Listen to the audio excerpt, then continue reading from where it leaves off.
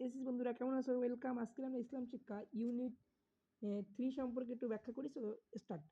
বলছে আল্লাহ আম্মা ওয়াকি রাদিয়াল্লাহু তাআলার মতে ভালো শিক্ষকের একমাত্র বৈশিষ্ট্য বলে আমাদের বুকে দিয়ে আছে ভালো শিক্ষকের একমাত্র বৈশিষ্ট্য ইমাম শাফি আল্লামা ওয়াকিকে জিজ্ঞেস করলেন যে একজন ভালো শিক্ষকের বৈশিষ্ট্য কি? তিনি বললেন একজন ভালো শিক্ষকের বৈশিষ্ট্য হচ্ছে সর্বপ্রকার খারাপ কাজ কি করা, পাপ কাজ বর্জন করা। অ্যান্সার হবে কি সকল প্রকার পাপ বর্জন করা।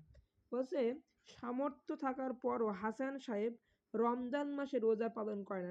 এটা হচ্ছে ইসলামের মৌলিক ইবাদত। এটা অস্বীকার করলে মানুষ কাফেরে যায়।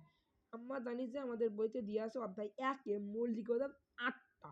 এক নম্বর হচ্ছে হালালকে হারাম মনে করা, হারামকে হালাল মনে করা, ইসলামের মৌলিক ইবাদত, ইসলামের মৌলিক বিষয়গুলো অস্বীকার করা এবং আল্লাহর সত্তা, আল্লাহর গুণবালী অস্বীকার করা এবং ইচ্ছাকৃতভাবে কাফেরদের অনুগত করা, এটা হচ্ছে কুফর করা। এবং আরেকটা আছে, সেটা হচ্ছে মুহাম্মদ সাল্লাল্লাহু আলাইহি ওয়াসাল্লাম এবং কোরআনকে নিয়ে ঠাট্টা করা। যারা ঠাট্টা করবে তারা হচ্ছে কাফের হইতে হবে বলে। এবার আমরা এগুলো বেঁধে থাকবো। হজের ফরজ কয়টা? আমরা জানি হজের ফরজ কয়টা? 3টা। এক নম্বর হচ্ছে ইহরাম বাঁধা, অর্থাৎ হজের নিয়ত করা। 9 জিলহজ, আমরা হজের ক্ষেত্রে 9 জিলহজ আমরা আরাফাত ময়দানে অবস্থান করি এবং মানে তাইফে জিয়ারত 10 জিলহজ ভোর থেকে 11-12, অর্থাৎ ইম্পর্টেন্ট এমসিকিউ 10, 11 এবং 12 এই 3 দিন তাইফ জিয়ারত করা যায়। নৈতিক শিক্ষা বলতে সততা এবং ন্যায়কে অবশ্যই সুন্দর স্বভাব, মৌলিক সমাজ। নৈতিকতা মানে ব্যক্তির মৌলিক মানবিক জীবন সেটা সম্পদ। নেক্সট এমসিকিউতে আমরা আসি। জনৈক সাংবাদিক তার পত্রিকায় সত্য এবং ন্যায়ের পক্ষে এবং অসত্যের বিরুদ্ধে লেখেন। সত্য এবং ন্যায় পক্ষে অসত্যের বিরুদ্ধে জিহাদ, জ্ঞানের সাথে জিহাদ, লেখনীয় জিহাদ, অস্ত্রের জিহাদ। এখন দেখো আমরা জিহাদ কবে জানি যে জিহাদ হচ্ছে 3 প্রকার। কয় প্রকার? 3 প্রকার জিহাদ ইসলামের। আল্লাহ তাআলা পবিত্র কোরআনে বলেছেন যে তোমরা জিহাদ করো। অর্থাৎ অনেকেই মনে করেন যে মুক্তিযুদ্ধ এটা জিহাদ, একদমই না।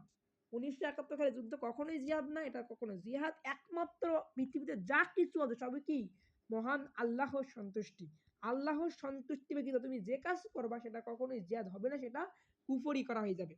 অর্থাৎ জিহাদ হবে একমাত্র আল্লাহর সন্তুষ্টি। অতএব তোমরা আল্লাহর সন্তুষ্টির জন্য জিহাদ করো, অন্য কোনো কাজে জিহাদ করা যাবে না। তাই দেখো লেখনীয় জিহাদ, অস্ত্রে খালি জিহাদ। কোনো অস্ত্রে খাতে জিহাদ করা যায় না, খালি অস্ত্রে খাতে কোনো জিহাদ হয় না।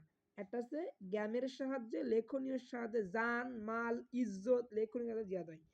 এরূপ প্রচেষ্টার মাধ্যমে সাংবাদিক পালন করলো ফরজ। কেননা জিহাদ অবশ্যই ফরজ কাজ। জিহাদ বলো ফরজ কাজ, নট সুন্নত ওয়াজিব নফল, কিন্তু জিহাদ হবে ফরজ। জিহাদ ফরজ। হ্যাঁ, জিন এবং মানবদের সূরা আল জারিয়াত আল্লাহ বলেন যে ওয়ামা খালাকতুল জিন্না ওয়াল ইনসা ইল্লা ইয়াবুদুন। আমি জিন এবং মানবদেরকে সৃষ্টি করেছি কেন?